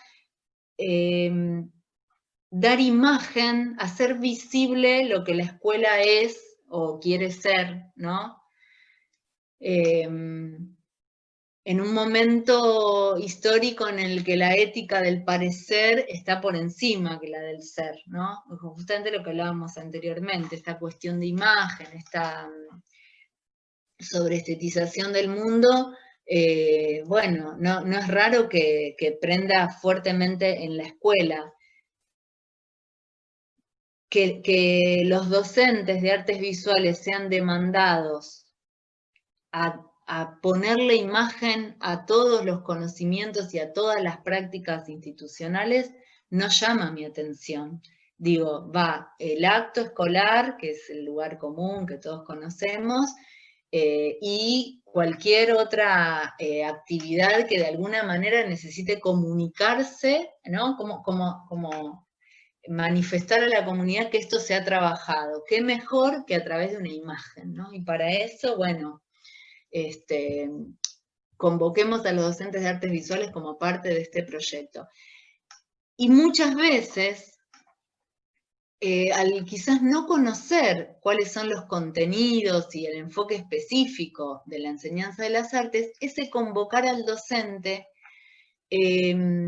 viene con esta mirada o con este tratamiento que mencionaba Sol, ¿no? Bueno, sí, unite a este proyecto, pero tu área, digamos, no va a definir el qué, sino más bien que va a ser un vehículo o un complemento de una actividad que va a tener otros contenidos. Entiendo que en gran medida esas cuestiones se revierten con una práctica que obre en el sentido opuesto, pero que también comunique de antemano cuáles son los propósitos del área. Esto no es distinto a lo que pasa con los actos escolares. Si, me piden, o convierten a las artes visuales en un espacio-tiempo para hacer souvenirs y, ¿no? Uno podría decir, o convierten a las artes visuales en un espacio-tiempo para crear afiches de concientización de, no sé, de la violencia de género. Bueno, no esperemos a que nos convoquen a eso.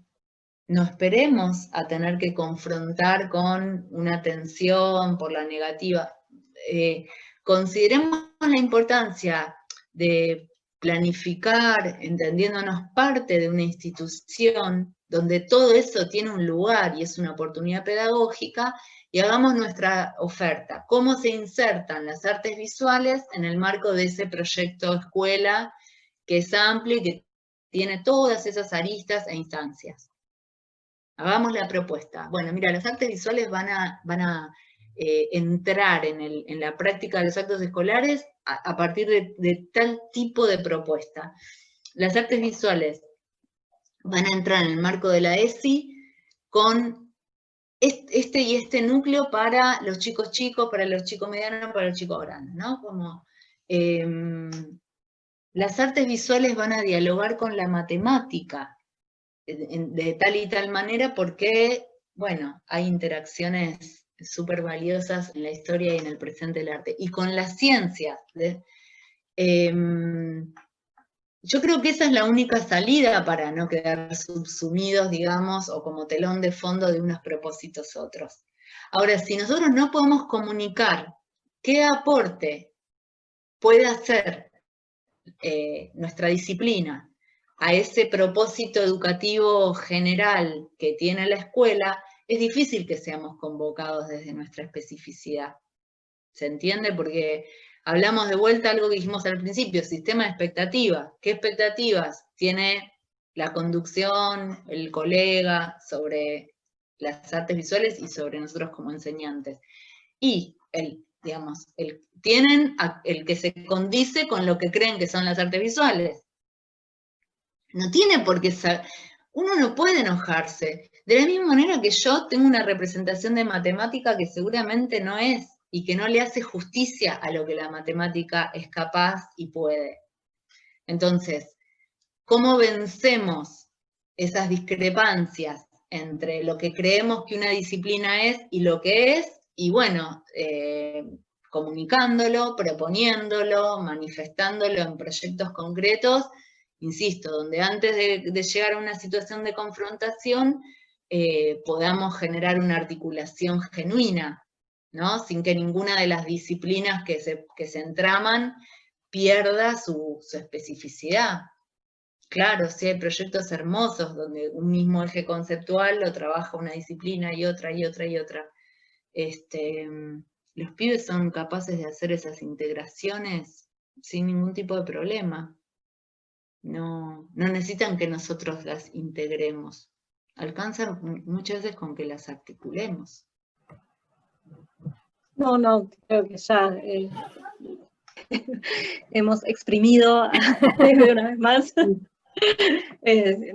No, totalmente de acuerdo, estaba pensando sobre lo último, porque ya a esta altura del diálogo que se prolonga, a mí, mi manera de reflexionar va lentificándose, ya me quedé así como mirando un punto pensando en una de las últimas partes de lo que había dicho.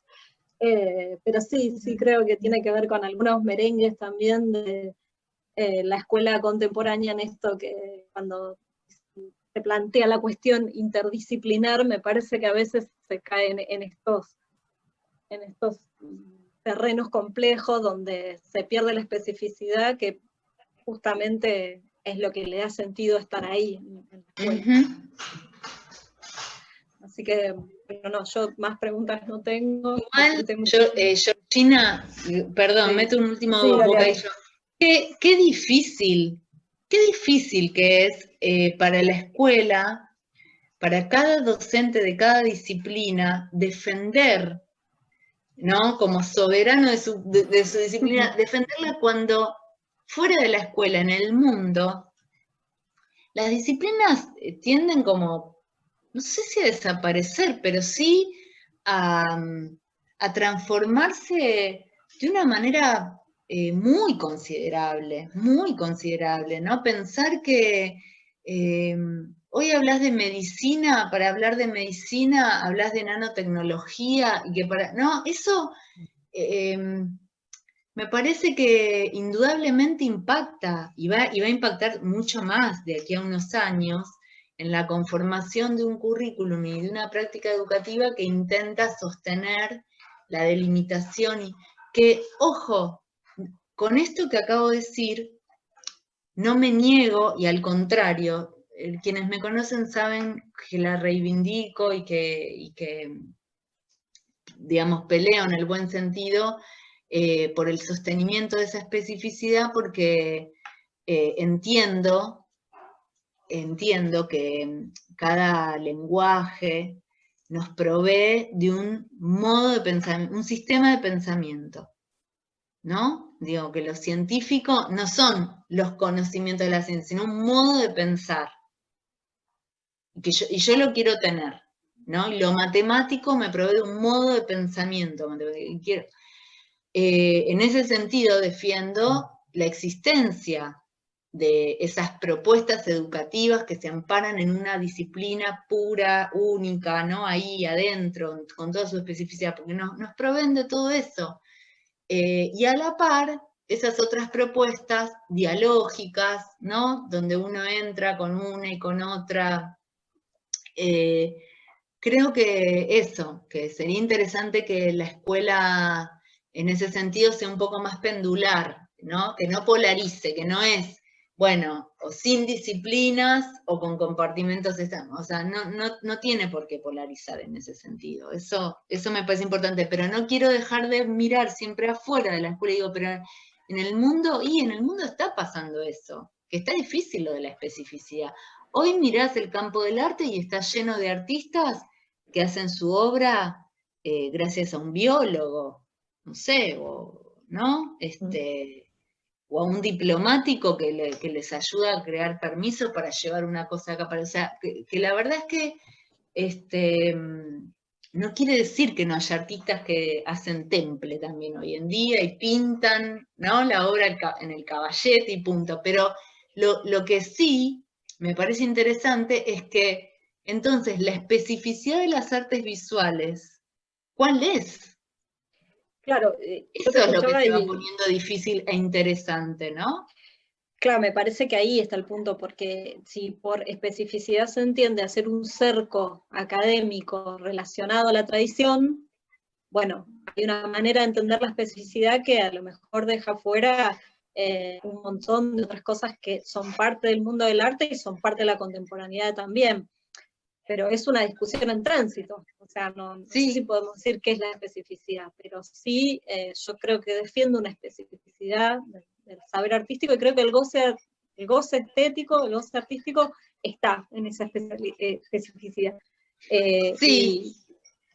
Y bueno, después podríamos seguir 2 horas más pensando esto, cuál es esa especificidad, cómo la podemos definir, y no necesariamente me parece que el cerco tiene que ser la cuestión académica tradicional, porque la cuestión académica viene, bueno, de un sesgo tradicional, de cómo se construyó el saber en otros momentos y se consolidó como un parámetro. Entonces, bueno, hoy nos trae ese parámetro ya, evidentemente, como decís vos, en el mundo lo vemos que no es, que se cruza, que se transformó en otra cosa. Pero bueno, ahí está donde, eso implica que ya no hay especificidades o implica que hay otras diferentes. Y la escuela tiene todo un tema ahí. Sí,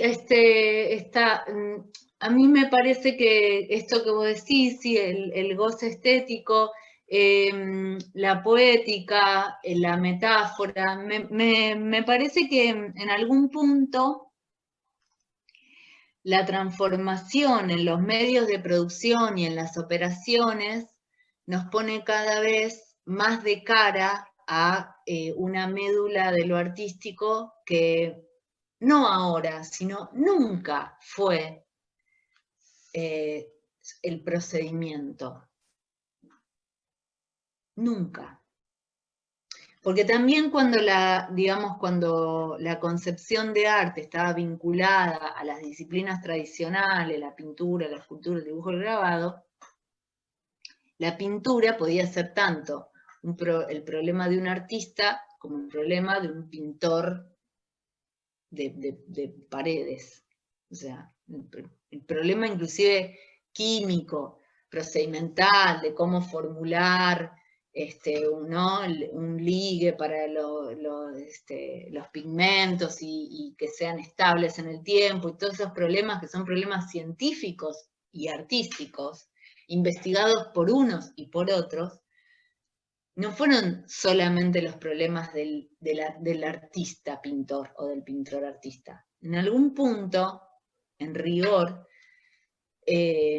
siempre nos vamos a encontrar con que lo medular del arte no son sus medios de producción, sino su intencionalidad poética, que no es la poesía, ¿no? Es esta necesidad de interrumpir el discurso de la vida ordinaria con una mirada extraordinaria, a veces extraordinaria por, no sé, por lo atónito, por lo incómodo, por lo controversial. por lo disruptivo, ¿no? Y digo, en eso entra todo, entra querer conmover a alguien desde la belleza, querer conmoverlo, persuadirlo desde un discurso político en la obra, querer participarlo en una propuesta activista, digo, ¿no? En un sentido muy, muy amplio. Creo yo que está ahí, entonces, que estuvo siempre ahí esa médula de lo artístico y que tal vez sea lo más difícil de enseñar. ¿Cómo se enseña eso? ¿Cómo se enseña eso? En algún punto eso es tan difícil de enseñar que quizás nos hemos aferrado durante décadas a los problemas de la técnica porque, bueno, son una guarida, son toda una guarida, ¿no? En la medida en que enseño a preparar lienzo, que igual lo defiendo sobremanera, porque hay nada, hay de todo ahí, hay un capital cultural, hay un placer, digo, no me gusta para nada esta consideración de que una educación artística contemporánea deba abandonar los conocimientos del oficio, de la técnica, para nada, no acuerdo con eso. Sé que hay todo un... Es que me parece que es volver al mismo punto, o sea, cuando se entiende que el cerco de la especificidad tiene que ver con saberes tradicionales y no ahí, en esto que vos venís diciendo, tiene que ver con otra cosa, con un hacer para decir, con un mirar para pensar, para decir lo mío, bueno, un montón de cosas que vos ya dijiste, pero digo, si uno volver sobre esta idea de que una técnica tradicional es lo que trae cerco especificidad que ya no va más, para mí es un error conceptual. O sea, es como esto cuando se dice, no, perspectiva no va más. ¿Cómo no va a ir más? Si es un sistema, digamos, que reinó como la verdad durante 500 años y todavía, digamos, está bueno seguir discutiéndolo como tal y está bueno pensarlo o saberlo para discutirlo. Pero... Porque contribuye a ese pensar, además, contribuye a ese pensar, no es solamente una cuestión técnica que aislada de eso, de la contribución que tiene al pensar y al mirar, ¿no? Claro. Eso, ¿no? Como que me parece que sigue siendo parte de esto de poner en lugares formales el problema. Son lugares discursivos, digamos, y está buenísimo indagarlos, ¿no? Vamos a despedirte, Eve, porque ya llevamos más de casi 2 horas acá y te estamos secuestrando prácticamente. Bueno, chicas, nos vamos todas a comer algo rico, ¿les parece? Dale. Sí. Y seguir haciendo que lo que charlamos. Rumiando. Claro, rumiando, exacto. Bueno, Eve, mil gracias. Muchas gracias. A ustedes, chicas. Gracias. Gracias, Nos vemos. chicas. Sol, gracias, chicas. Nos vemos. Felicitaciones, Lu. ¡Felicitaciones! ¡Felicitaciones! Sí. ¿O se fue? Acá, Lu. Sí, no, parece que... No, ahí está. Bueno, ahí están. Bienvenida sea la nueva colega.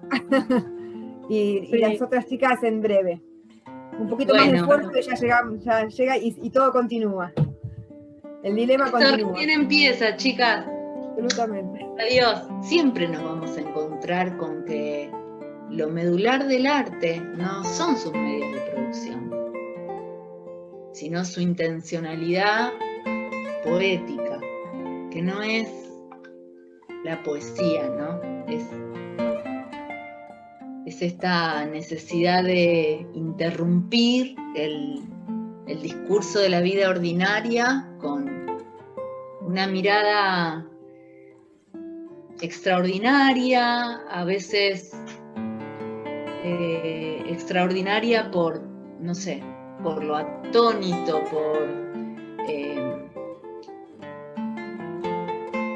por lo incómodo, por lo controversial, por lo disruptivo. Creo yo que está ahí, entonces, que estuvo siempre ahí esa médula de lo artístico y que tal vez sea lo más difícil de enseñar. ¿Cómo se enseña eso?